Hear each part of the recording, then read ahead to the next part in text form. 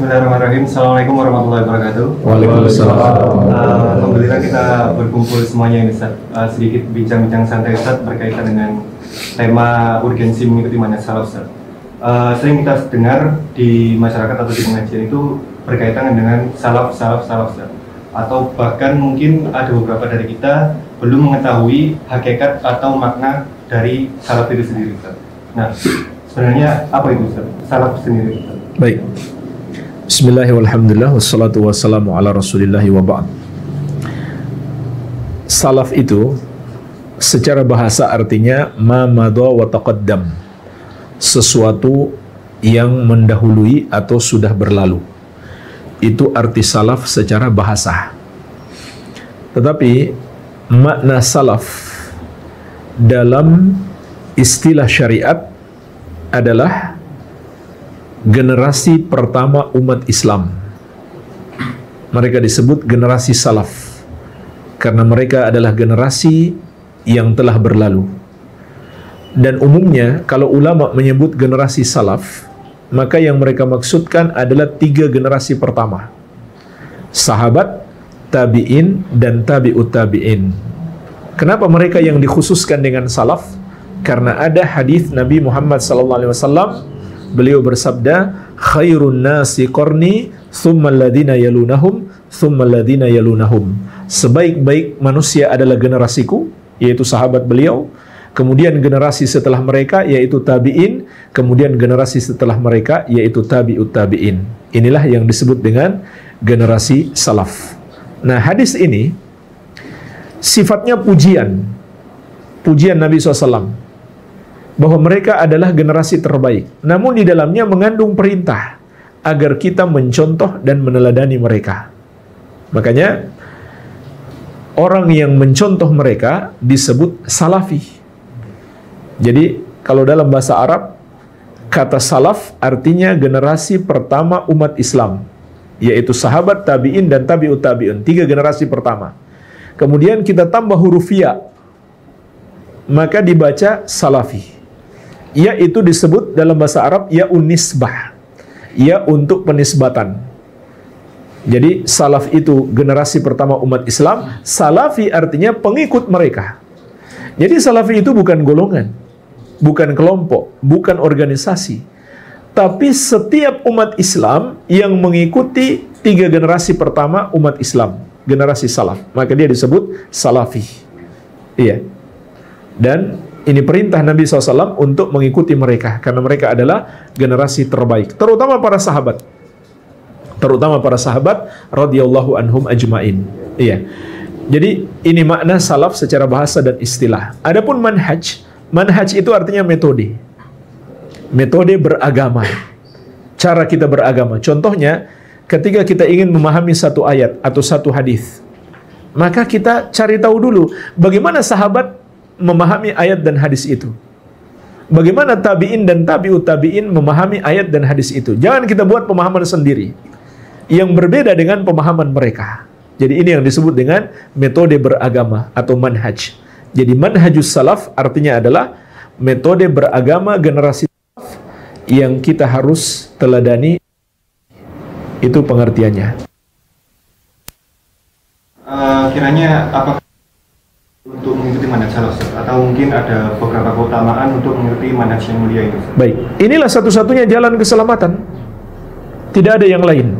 Sebagaimana dalam hadis tentang perpecahan umat, Nabi SAW bersabda, "Wa sataftariqu ummati ala 73 firqah, kulluha finnar illa wahidah."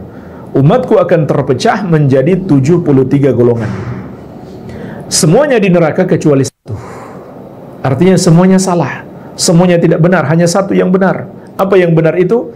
Ma ana alaihi wa ashabi, yang mengikuti aku dan para sahabatku. Jadi nggak ada jalan untuk selamat, tidak ada jalan lain kecuali mengikuti generasi salaf, mengikuti Rasulullah SAW dan para sahabat tabi'ut. Dan juga Allah telah menegaskan keridhaan Allah terhadap para sahabat dalam surat At-Taubah ayat ke-100.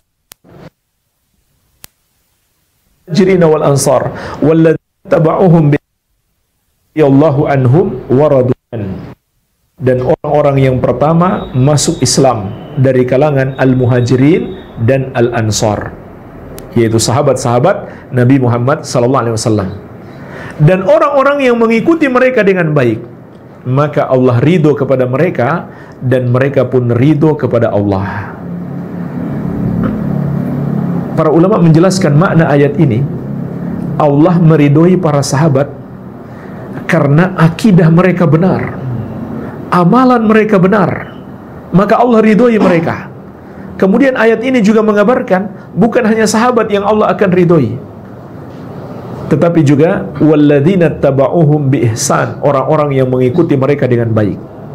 Jadi kalau kita berusaha mengikuti sahabat dengan baik, maka insya Allah kita juga akan termasuk orang-orang yang Allah ridhoi. Ya. Jadi inilah jalan menggapai ridho Allah, mengikuti Rasulullah sallallahu alaihi wasallam dan para sahabat radhiyallahu anhum ajmain. Seperti itu, akhi. Sekarang muncul gini Ustaz, pada saat kita menerapkan atau mengikuti manhaj salaf, kemudian menerapkan sunnah Nabi sallallahu alaihi wasallam, otomatis kita mengikuti jalan hidup Nabi Ustaz sallallahu alaihi wasallam. Baik itu dari segi penampilan maupun dari segi akidah. Nah, dari segi penampilan sendiri mungkin kita membiarkan jenggot, kemudian memotong celana di atas mata kaki. Muncul stigma atau pembicaraan di masyarakat, wah ini jangan-jangan teroris atau wahabi. Itu menyikapi hal tersebut bagaimana? Ya, baik. Kadang sering juga menimpa kita yang sudah menerapkan sunnah Nabi. Pertama perlu saya ingatkan terlebih dahulu, mengikuti Nabi Muhammad SAW yang paling utama adalah mengikuti akidah beliau, keimanan beliau, kemudian ibadah beliau, kemudian akhlak beliau. Ini 3 hal: akidah, ibadah, dan akhlak. Ini yang paling penting dalam meneladani Rasulullah SAW. Iya. Termasuk dalam adab-adab berpakaian, itu juga bagian dari akhlak yang mulia. Adab-adab berpakaian. Rasulullah SAW bersabda, "Ma asfala minal ka'bain minal izar finnar." Pakaian itu hendaklah di atas mata kaki. Pakaian yang di bawah mata kaki terancam masuk neraka. Iya. Walaupun ada hadis-hadis yang berbicara tentang antara yang sombong dan tidak sombong. Dan di sini terjadi khilaf ulama. Terjadi khilaf ulama. Pendapat yang paling kuat, insya Allah, orang yang menggunakan pakaian melewati mata kaki, kalau dia menggunakannya karena sombong, dosanya lebih besar. Kalau dia tidak berniat karena sombong, dia tetap berdosa, walaupun dosanya lebih ringan daripada yang menggunakannya karena sombong. Iya. Jadi ini termasuk bimbingan Nabi SAW dalam berpakaian. Namun ternyata kita dapatkan ada orang-orang melakukan aksi terorisme juga seperti itu penampilannya. Ya, pakaiannya tidak menutupi mata kaki, sehingga memunculkan stigma. Jadi seakan-akan orang yang berpakaian tidak menutupi mata kaki, begitu pula yang berjenggot, itu adalah ciri-ciri teroris. Maka tentu menyikapi hal seperti ini, kita harus terangkan, kita harus jelaskan. Ini bukan ciri-ciri teroris, ini sunnah Nabi SAW. Ya, tentang jenggot, Nabi SAW bersabda, "U'ful liha wa u'fus syawarib." Biarkan jenggot Anda tumbuh dan potong kumis Anda. Jadi itu sunnah Nabi SAW. Nah, untuk membedakan teroris dan bukan, itu bukan semata-mata dilihat pada ciri penampilannya, tapi dilihat pada akidahnya, pada metode beragama. Iya. Dan alhamdulillah kalau seperti di negeri kita, seperti aparat kepolisian, mereka sudah ngerti. Mereka sudah paham mana yang teroris betulan dan mana yang kebetulan saja mungkin secara fisik penampilannya sama, tapi dia bukan teroris. Ya, jadi teroris itu nggak bisa dinilai hanya sekedar penampilan saya, tapi lihat pada pemahaman. Iya, ini yang harus kita lakukan. Kita harus terangkan, bukan seperti itu menilai teroris.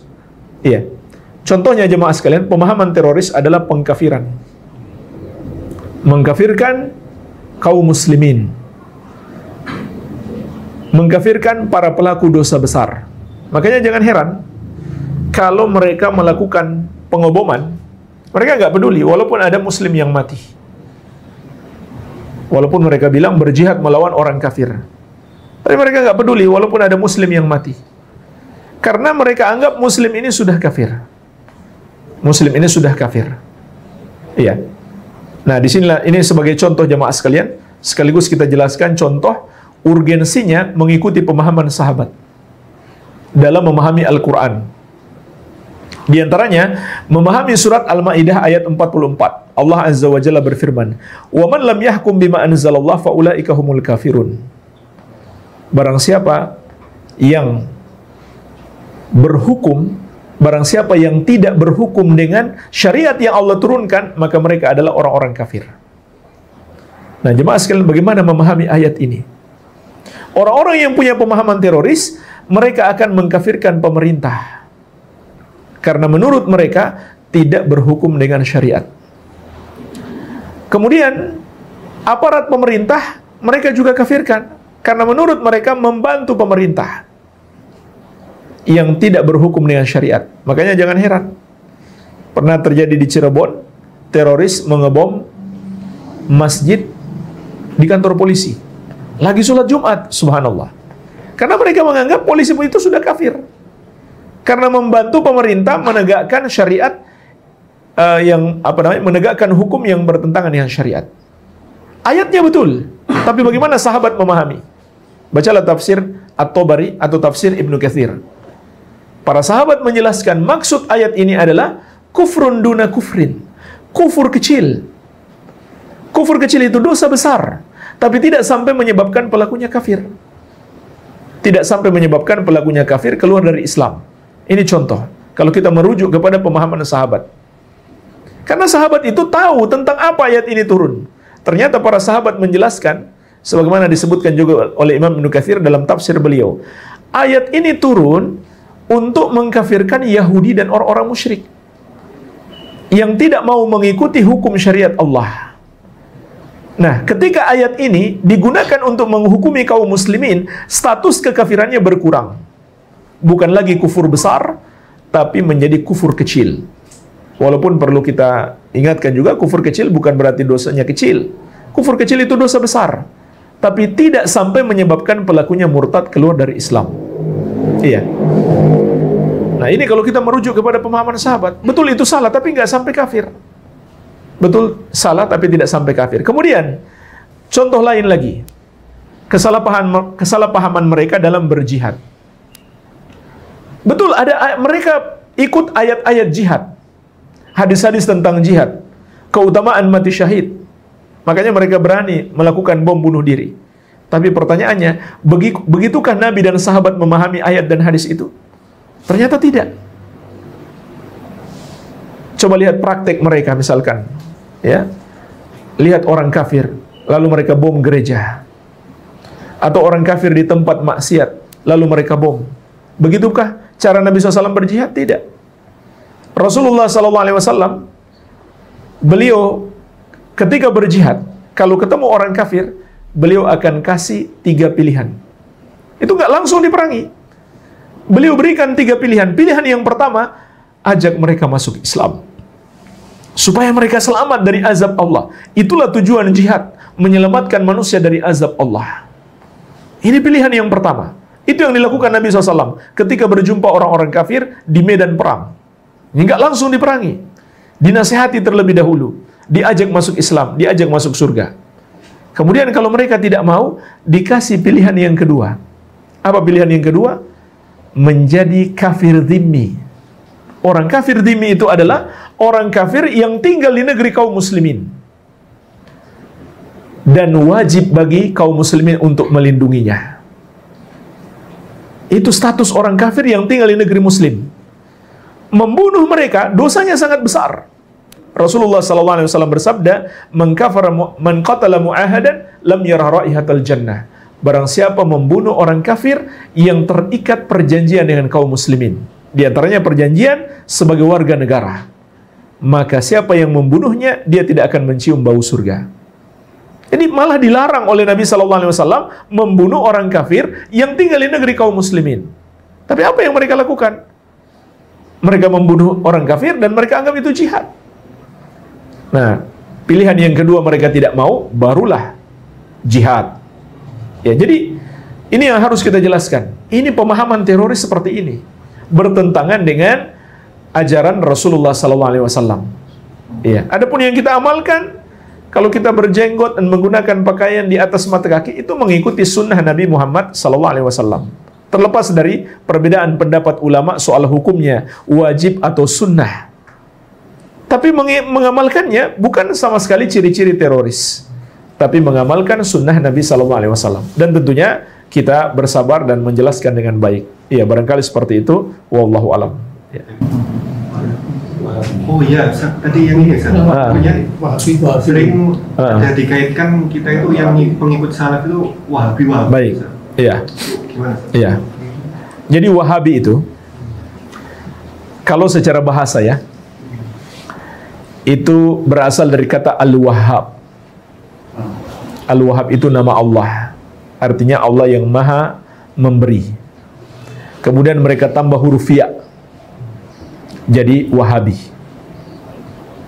Sebenarnya kalau dari segi bahasa maknanya bagus. Artinya pengikut Allah. Tapi yang mereka maksudkan bukan pengikut Allah, pengikut Muhammad bin Abdul Wahhab. Jadi secara bahasa pun sudah salah sebenarnya.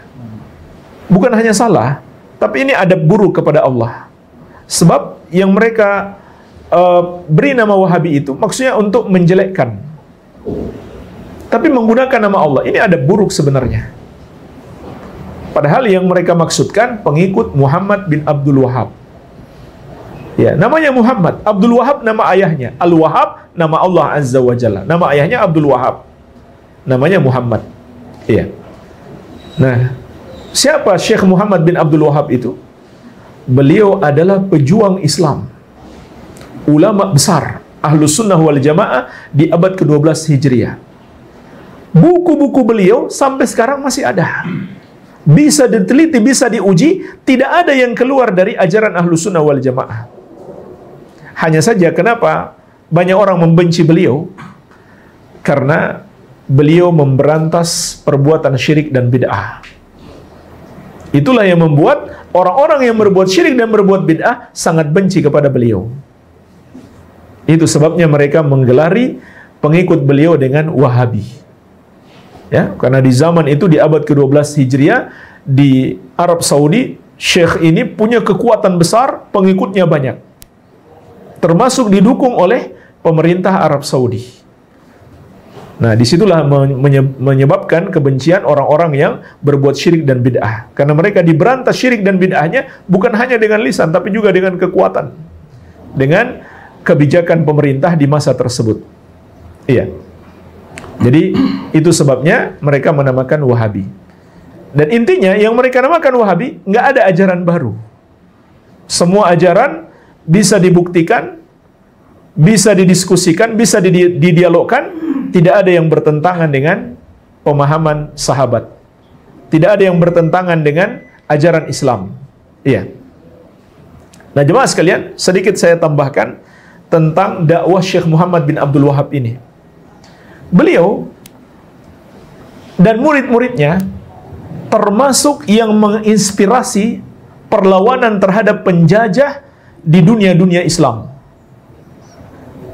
termasuk negeri kita Indonesia. Beliau termasuk berjasa besar dalam memberikan semangat perlawanan terhadap penjajah Belanda. Bacalah sejarah perjuangan Tuanku Imam Bonjol. Dan bagaimana Imam Bonjol ini punya semangat jihad yang besar, itu ditularkan dari guru-gurunya. Dan guru-gurunya ini belajar di Arab. Belajar kepada murid-murid Syekh Muhammad bin Abdul Wahhab. Setelah mereka pulang ke tanah air, merekalah yang menyemangati kaum muslimin untuk berjihad melawan penjajah. Maka di antara murid mereka adalah Tuanku Imam Bonjol, pahlawan nasional. Makanya Buya Hamka pernah menyebutkan bahwasanya tuduhan Wahabi itu termasuk alat penjajahan untuk melemahkan perjuangan umat Islam.